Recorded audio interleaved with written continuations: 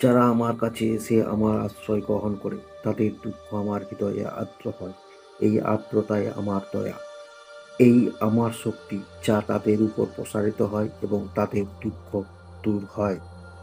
যে ব্যক্তি সকলের সুহৃদয় এবং যিনি কায়মন বাক্যে সকলকে কল্যাণ সাধন করেন, তিনি যথার্থই জ্ঞানী।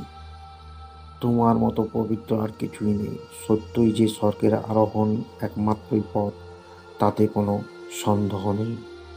রণে বনে জঙ্গলে যেখানেই বিপদে পড়িবে আমাকে স্মরণ করিও, আমি রক্ষা করিব।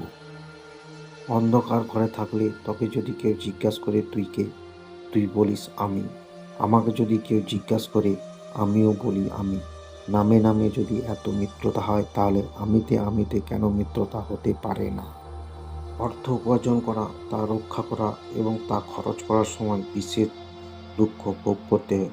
অর্থ সকল অবস্থায় মানুষকে কষ্ট দেয়, তাই অর্থ ব্যয় হলে বা চুরি হলে তার জন্য চিন্তা করে কোনো লাভ নেই।